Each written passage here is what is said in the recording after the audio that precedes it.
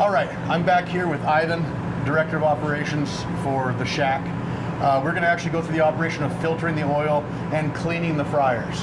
Okay, in the past, when every time you changed your oil, you had to boil them out, right? When we show you this operation and how we clean the fryers as we're filtering, you're going to reduce your boil out by about 8 times. Correct. So instead of going once every 3 days boiling out, you're going to be closer to that once a month boiling out in each of these fryers. Yeah, and that's part of the reason, you know, after our conversations when we were out in Phoenix is just the oil consumption for us. You know, obviously we're a high volume restaurant. So all, you know, obviously these are our money makers. And so to be able to save money on the oil and not spend more, that was a big catch. Plus, this machine is out of this world. It's crazy how good it is. Thank you. Well, I tell you what, I was here last Thursday night in the unfortunate gut-wrenching loss of the Cowboys. They went through 4 cases of wings. That's 800 wings in 2 fryers in about 4.5 hours. That's insane. I've never seen that volume of wings get pumped out of 2 fryers. Yeah. There's other restaurants that do wings at that volume, but they're doing it in 5 or 6 fryers. These guys pumped it out of 2, and we're going to show you how we're going to take care of that oil so they can keep doing that kind of volume out of 2 fryers and still have the same consistent product forever, whether you come here on a Monday night, Thursday night, Sunday night, it's not going to matter. And by the way, I've eaten at 3 of the locations. I didn't get this way by accident. The wings are fantastic. Thank you, appreciate that. All right, so we are going to start.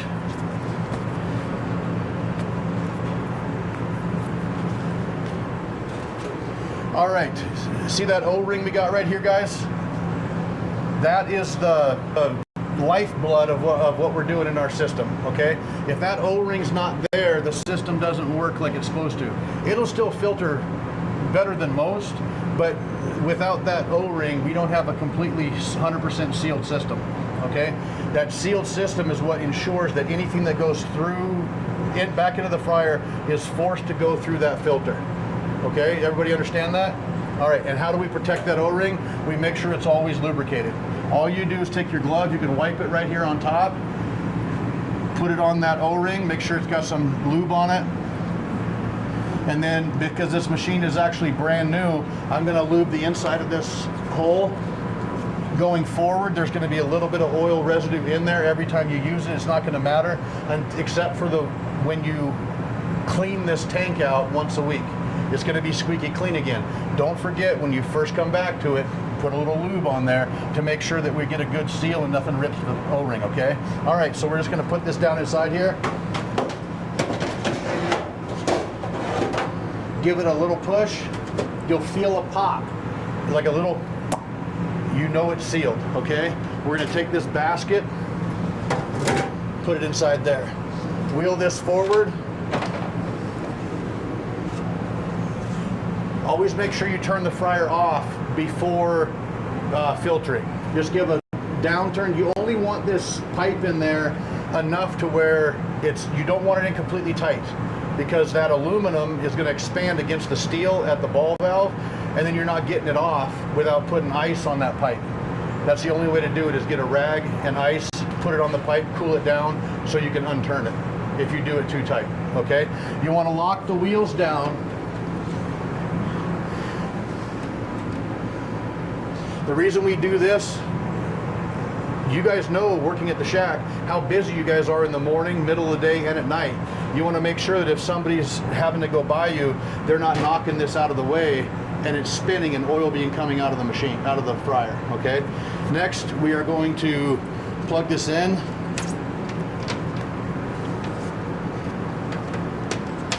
And you got to plug. Beautiful. He likes the fact that there's an extension cord nearby the power source. They not have that as ours do. Yeah, most places don't have outlets this close. Normally you got to run an extension cord somewhere, and then somebody's tripping over it, and it's all fun. Okay, so the next thing that we're going to do is start opening up the ball valve and letting the oil drain into the fryer, into the filtration machine, okay? Tony, before you do that, can you show them to how the safety first, how you double check everything that's tight already? It's locked in place. Yep, I missed that, didn't I? Yes, sir. Doggone it. All right, so these hoses, they have quick disconnects on them, okay? And I can't do anything with these gloves.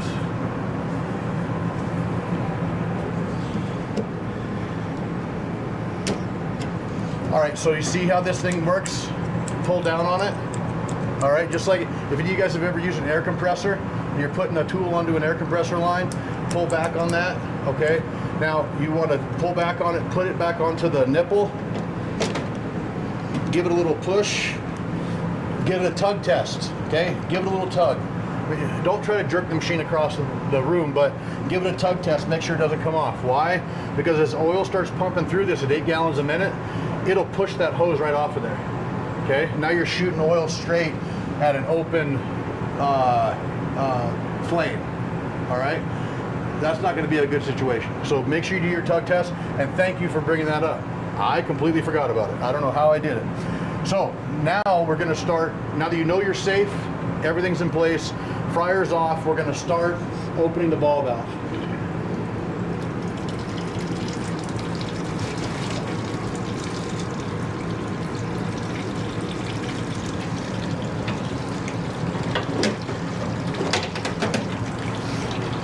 Now, if you'll come over here a little bit closer, you'll see that this ring of debris around the top of the oil. All right, we are going to get rid of that right now. Now, when you're using this wand, I want you to watch how I do this. You keep it up against the surface, okay? And make sure that you're holding it at an angle that you're not getting a bunch of blowback and splash, all right? Because even though we want to have cleaner oil, cleaner food, we also want to be safe, okay? So now that we got that drained to the point where it's below our rack, we can turn this off and we're going to pull that out, okay?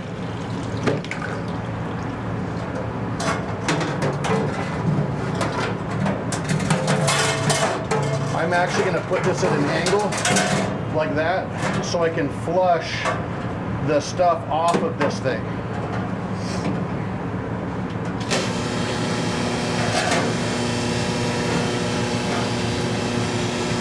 See how I do that?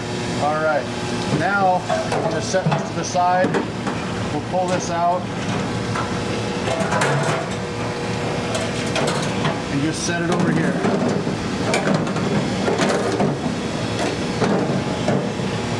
Also, this rod, you're not going to be banging into that ball valve anymore. The curve in our wand is going to do that for you. Okay, so when you get debris stuck inside the ball valve,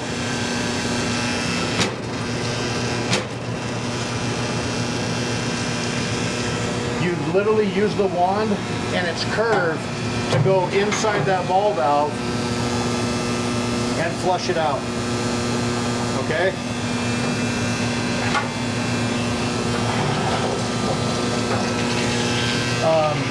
Spatula, flat spatula. Give me that square one. Yeah. Okay. Again.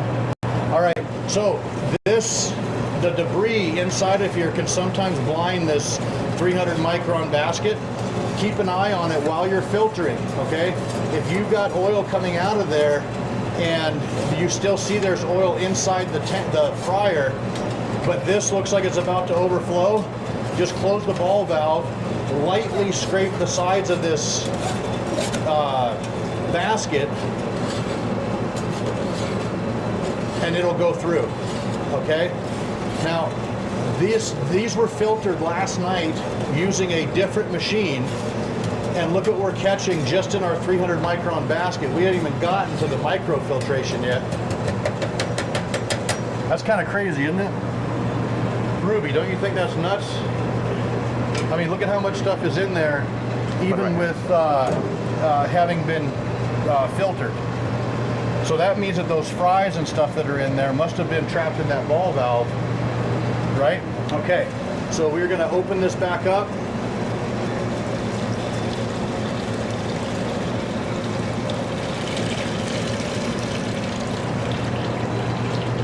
great scrubbing. Can I have this? I'm going to shut this off and let it drain because our next phase is going to be to filter with the paper, filter, and scrub out the fryer, okay? And we scrub it using the green pad. We scrub it using the green pad. We do not, going forward, are going to be using metal scrubbies, okay? The metal scrubbies, shards break off of them. Next thing you know, they end up in somebody's chicken finger or chicken strip or boneless chicken wing or whatever. It's no good. All right. We're going to pump this full. Thank you.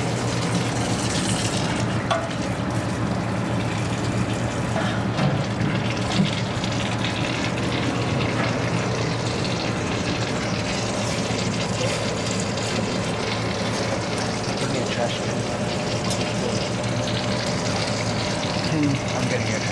Huh? Good. Can you have one of them grab me a big sheet can like this?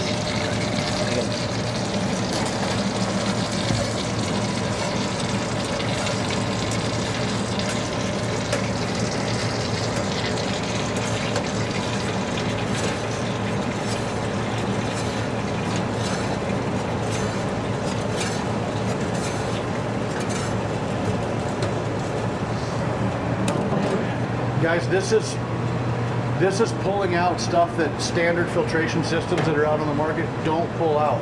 That's why we're here. You see stuff accumulating even after it's been filtered. Okay, so once this pumps all out full, I'll show you how we pull the existing pad pan out of there and put the one in that has the paper filter in it. Okay, and this whole operation, once we're outside of, say, teaching phase, it's only going to be 4.5, 5 minutes per fryer. So after lunch, you got 7 fryers here, right? So you're going to have 30, 35 minutes in between to filter everything. And then everybody that's going to come in for supper or dinner, whatever you call it in Texas, is going to have the same clean food that the people had at lunchtime because it was filtered the night before. And guys, I'll be 100% honest. And I know that Ivan's number one concern is customer satisfaction. And that should be yours too, right? Everybody agree that the customer ain't happy, nobody's happy? Kind of like mama ain't happy, nobody's happy? If food quality and cleanliness isn't your number one priority in the restaurant business, go do landscaping, because nobody gives a crap how your lawn tastes, okay? But in the restaurant business, that is number one, and this system is going to help you make sure that that consistency is there every single day, every single meal, okay? And it's what the customer deserves, and it's what you guys deserve, okay? When you say, I work at the Shack, you should have responses back to you being, man, that food is the bomb, all the time, okay? And that's what this is going to help you do, even though you guys already had that reputation before we came along. So we're just kind of piggybacking on that good name. All right, so we're going to turn this off. I'm going to turn this sideways enough to be able to pull this out. And I always keep a rag, guys. I always keep a rag with me, and I usually drape it right over here. All right, why? Every time I touch something greasy with my gloves, before I do something else, I just wipe them off quick as if the gloves were my hands. All right, I'm going to back this up a little bit and pull this basket out. Look at that debris that's caught in the basket after it's already been filtered, okay? Just give it a little tap, okay? You don't have to ever bang this on the garbage can, okay? Banging it on the garbage can dents it and then makes it so now you put a big U in it. When it starts to overflow, if it does rise enough, it's gonna flow over the side of the basket. Plus, these things are quite expensive. They're not a cheap item. Ivan, how upset will you be if you walk in a restaurant and this is all beat to hell? I'd be extremely upset because this is a $300 part right there. Right. Yeah, so the good thing about this machine is, I mean, how you all build it, right? But with that being said, it's high quality stuff that you guys use. So, I mean, the hose alone, you know, we're talking, what, $800? The screen, $300. So, yeah, it's an expensive machine, but it has to be built that way in order for it to do what it does. Exactly right. And guys, think about it like this. If you owned a Bugatti, would you park it right up next to the door of a store? Or would you park at the end of the parking lot and walk a little bit? You go a little bit further in order to make sure you keep nice things nice. Everybody understand that? Okay. Now we are going to put this on the floor. I'm going to turn the machine, just spin it in place. I'm going to grab the old pad pan that doesn't have a filter in it. And don't worry about how much oil is in here right now. What we were just doing was showing the operation for doing the wing fryers. And the reason that we do that is because we want to vent off that water and pull out that slurry, okay? We're going to grab the other pad pan. Remember, always smiley face toward you, long in toward the back, all right? If you put this in backwards, it can get forced in backwards. I don't even know what the word to use. It's a bad thing to try to get it out. It's tough. So you want to always make sure you put the long end backwards, put it down into the oil, and don't slam it. There's oil in there. Just give it a little snug push. We're good to go, okay? I'm going to put the basket back in, wiping my hands off. I'm going to close this to keep for a second, just to keep that hose clean. All right. Push it up in place. Turn the pipe back down. I just set this over here. All right. Now we've got a paper filter in there, and now we're getting ready to show you what the machine does. No other machine in the world can do. Okay?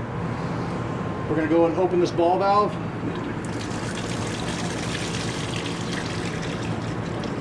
I'm only opening it about halfway so we reduce splatter. We already have them being shipped here, what we call a Z pipe. It's got a big square shroud that goes down that will go into the basket, so there's no splash no matter how much you open the ball valve, okay?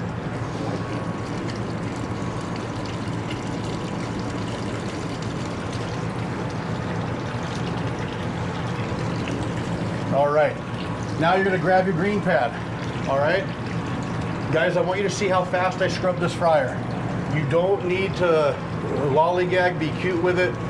If you're doing it after lunch, after dinner, there's not going to be any all that buildup, okay? So I'm going to take and start scrubbing, getting all the corners, the sides, anywhere that debris can stand. Tops of the element covers, the thermopile.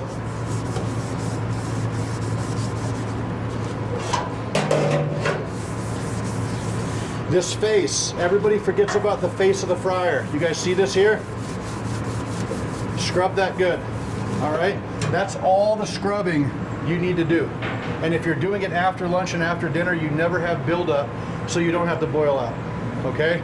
Now we're going to start oil out.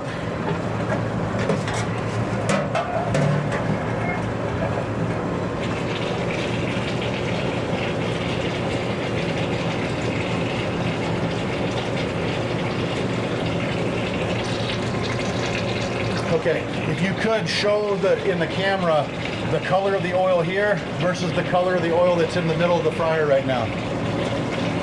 What's coming out that wand is already being polished. Okay, it's already being microfiltered. Okay, that's good. This is good.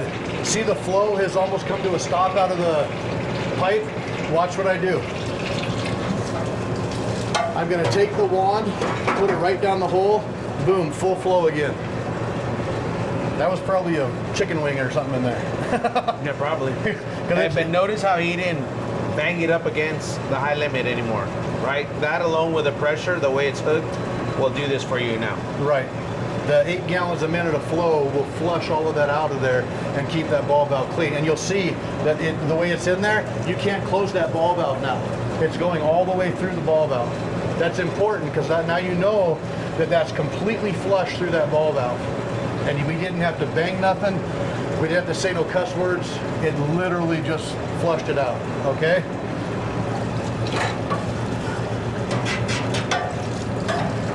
Next thing I'm going to do is make sure that we get it cleaned out so that we're completely debris free. And we rinse the fryer from what we just scrubbed. So everything we scrubbed, we're going to rinse. Make sure you get that face and around show this the thermostat deal. You want to make sure you really get around that because a lot of debris likes to stick to this. You want to make sure you get it flushed out real good because what's the point in filtering if you're not going to get it all 100%, right?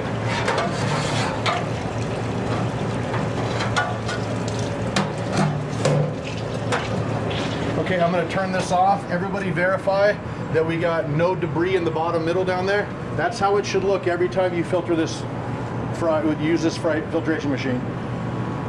It should, if there's anything in there, it's just a small little layer of oil in the middle of that V.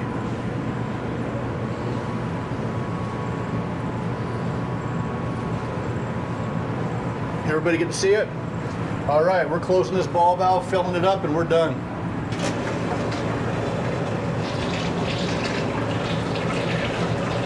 Even if the filter doesn't blind, I'm going to show you in this operation how to unblind the filter. Blinding means that it's not flowing out properly. We use what we call the back flush feature, okay? Now I'm going to touch on something that's very important, guys. When you take it from oil out, you want to go to off. Listen for the click. Make sure it clicks before you go to back flush. The reason for that is you can do what we call polarizing the motor. It's like driving your car and then throwing it in reverse while you're moving forward. It's really bad for an electric motor to do that. What's it called? Polarizes it, where it takes the magnetism of it and reverses it. So now you can only back flush forever out of that motor, and we got to can it. Okay? So very, very important. All right? So that operation is to put it in the oil, put it to back flush, which is where I'm standing away from you, and it's sucking oil reverse, going up through the filter. Okay? All right, then we put it back to off. Oil out again, and you got fully restored flow. What do you think about that? Amazing. Like, I've been here for 3 years and we always struggle trying, like, after we're already on our 5th fryer trying to clean it out, and it's always slow, sluggish. We gotta scrape everything out. So that's crazy. So you're saying that's good? Really good, yeah. One thing I think we missed on it, right? It has to only be when you're doing the back flush. It has to only be about a half inch in the oil. Into the oil, correct? Yeah. When you do the back flush operation, you only want to put the wand in there about an inch and a quarter. We know this was down at the bottom of the fryer, but we know that oil is all oil. When you initially on these fryers, you don't have to use the 2 pans. Okay, we're gonna just go straight to the filter. But when you start it, you start by back flushing about an inch and a half of the oil down to make sure you saturate that paper filter first with oil, so that when the water in the bottom of the fryer comes out of the ball valve, it doesn't blind the filter. Because if the filter gets soaking wet with water first, oil's never passing through it. Okay. Think of the Exxon Valdez spill. Where was the oil? On top of the ocean. It didn't sink. It got all the birds dirty, and they had to invest trillions of dollars in Dawn soap to clean them all. That's the same thing happens with this. The water goes to the bottom, so when it comes out the ball valve, it'll get the filter paper first. All right, everybody got that? All right. Can I get your hand here? All right. So now we know we were debris free, and look at we're polishing. Look at that. Compared to what was in the basket, there's not a single particle anywhere in that oil. You guys wait until you see what's in the paper filter that the other filtration machine didn't pull out, okay? We're just gonna let that fill for a bit. You can go ahead and in this downtime, take this off because you're getting ready, in normal operation, you'd be moving to the next fryer, okay? The way this is gonna work, there's gonna be no more cascading. You're gonna leave the oil in the places that they are. And so whether we number them 1 through 8 or 1 through 7 that way or 1 through 7 this way, you're gonna start with the cleanest oil and work your way toward the wing fryers. The wing fryers, even though the wing fryers might be 1 shift old, they're always going to be considered the dirtier oil, okay? Because of the slurry that's in them, and it's a different operation. You use both pad pans to do the wing fryers, and because it is separate and done differently, we're going to save those for last. Since this one is our beef tallow, does that matter? I thought there's no more beef tallow. No more beef tallow. That's hopeful. But even if we did use beef tallow, we're not using this machine for it. Yeah. So, so if there is ever beef tallow in there, you're right, because it'll coagulate in the bottom channel, and then you're not getting it out of there, okay? But that was a great question, Ruby. But if you always make sure you do cleanest oil to dirtiest oil, okay? So these are filter and dump door hangers, okay? Ruby, who's the other manager that'll be making the call here? Ray. Or Jorge? And Ray. And Ray? Okay. Sam's grabbing a testo right now. That testo, can you hand me just the testo? Whoever the manager is that's going to be determining whether they get dumped or not is going to use this device called a Testo 270, okay? And the beauty of this device is it scientifically tells you, and I'll do it in this fryer over here, it scientifically tells you how many total polar materials are in the oil. Can you see that, Zach? Okay. All right, so we're going to call this at about 8.8 for TPMs, all right? So if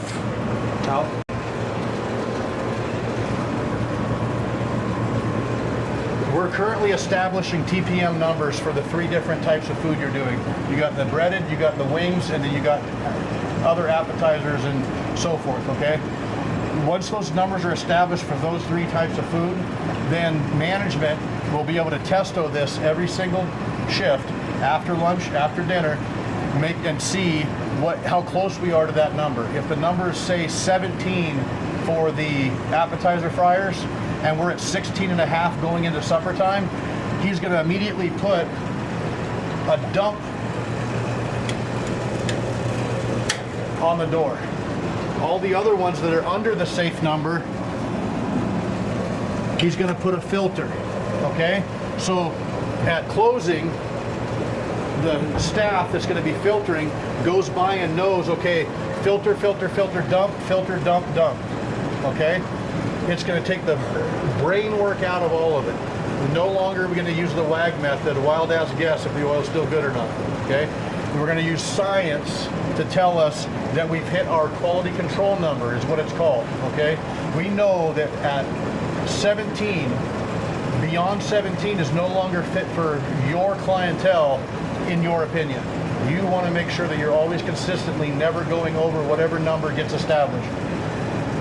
And we take the brain work out of it, okay? When it comes time now to dump your fryer, you're still going to do the whole process of scrubbing the fryer, rinsing the fryer, getting it back down to metal and debris free, close the ball valve, and now put new oil in. The only difference is you're gonna leave the oil inside the tank, wheel it back, and pump it into your waste container, okay? In that operation of dumping, you do not have to use a filter, a paper filter. You can just use the straight pad pan without the filter like we did for the wing operation. Everybody got that? So you're not wasting filters throwing oil away, but you are making your fryer debris free, ready for new oil. Everybody got that? So remember, we're dumping, no filter. And we're keeping them, we go through the filtration system if we're doing the wings. Right. Because I mean, nothing in this whole operation is what anybody could call cheap. You know, it's where you get your value out of it is how much we reduce the consumption to where now it more than pays for itself. But to replace parts, not cheap. And and because Conrad Cantor, the inventor of the machine, purposely wanted to build it to last forever. We have machines in operation for 13 years, the exact same machine. There's not a filtration company on the planet that can say they've got a filter in place for 13 years without having to replace a bunch of parts. We can honestly say that.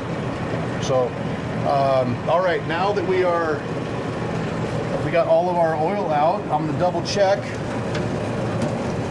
All right, here we go. Where's my pen? Yeah, right behind you, sir. All right, pardon me, guys. All right, so I'm gonna put this back on the floor. We've got all of our oil out. I want you guys to all pay very close attention to what I'm about to do, okay? Everybody can see what I'm doing? Okay, I'm gonna turn this to the off position. I'm gonna turn this upside down. Let it run a little bit. Turn it upside down. Grab my towel. I'm gonna wipe this. I'm gonna wrap the towel around here and wipe it off and not turn it back upside down until I get to the hole that it goes in, okay? Now, in all of this operation, did I drip any oil anywhere? Did I make a mess anywhere?